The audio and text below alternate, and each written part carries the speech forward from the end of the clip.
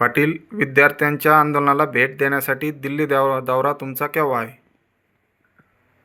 काल जी अमानुषपणानं विद्यार्थ्यांवरती लाठीचार्ज झाला ना, त्याचा कोणत्या शब्दात निषेध करावा कळत नाही आहे. कारण इतकं क्रूरपणाचं सरकार असू शकतं हे पहिल्यांदाच बघितलं. इथून पाठीमागं थोडंसं काय वाटलं नाही, परंतु काल ज्यावेळेस लाठीचार्ज झाला ना विद्यार्थिनीवरती, तर ते खूप मनाला लागलं की महाराष्ट्रात जर विद्यार्थ्यांना लोकशाही मार्गानं सरकार भाजपचं जगू देणार नसेल तर या सरकारचा माज उतरवला पाहिजे.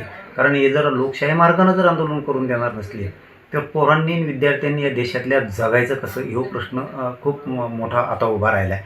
किती दिवस सहन करायचं? कारण हे आत्तापर्यंत सहन केलं की चाललं होतं आंदोलन, चाललं ठीक आहे, पण तुम्ही पोरांना पाय मोडूच राहणार, विद्यार्थ्यांना, मुलींना, पोरांना. त्या म्हणजे किती मस्ती या सरकारला आली याच्यातून दिसतंय. त्यामुळं सगळ्यांनी साथ देणं खूप गरजेचं आहे. म्हणून मी सुद्धा उद्या बुधवारी 22 तारखेला मी सुद्धा उद्या सकाळी 9 वाजता इथून निघतो. 11 वाजता आम्ही दिल्लीत पोहोचतो आहे. उद्या दिल्लीत आम्ही सगळ्या विद्यार्थ्यांची भेट घेणार आहेत. उपोषणला आपले सोनम सर बसले होते, त्यांनाही सोनम सरांना पाठिंबा देणं, देशातल्या आणि राज्यातल्या घराघरातल्या गावागावातल्या लोकांनी पाठिंबा देणं गरजेचं आहे. ते सोनम भाऊ, ते सोनम सर आपल्या लेकराबाळांच्या भविष्यासाठी लढत आहेत आणि त्यांच्या पाठीशी उभं राहणं आपली जबाबदारी.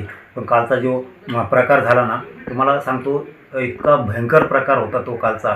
सरकारनं या देशात आणि या राज्यात लोकशाही जिवंत ठेवली की नाही असं वाटत होतं. अशी चीड रात्रीपासून येते. एका मुलीचा व्हिडिओ रात्री आम्ही बघितला की तिला पत्रकारांना विचारलं, तुला मारलं का, तू का रडती?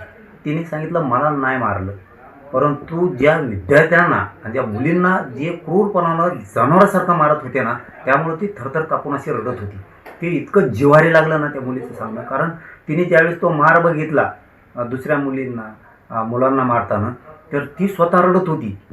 म्हणजे ती मार किती क्रूरपणानं या भाजप सरकारनं दिला असं नाही. भाजप सरकारला सरळ सांगणं आहे, लोकशाही मार्गानं त्या विद्यार्थ्यांना आंदोलन करू द्यावं, दडपशाही करू नये, नसता राज्यात तुम्हाला खूप जड जाईल आणि या देशातसुद्धा जड जाणार आहे.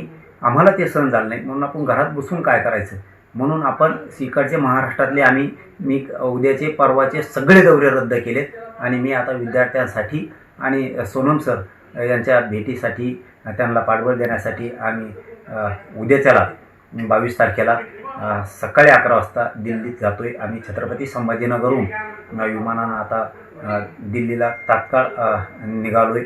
उद्याच्याला आम्ही त्या विद्यार्थ्यात, त्यांच्या वेदनेत, त्यांच्या भविष्यासाठी आम्ही उद्या सहभागी होणार आहेत आणि लागल ती साथ त्या विद्यार्थ्यांना 100% आम्ही लागल ती साथ देणार.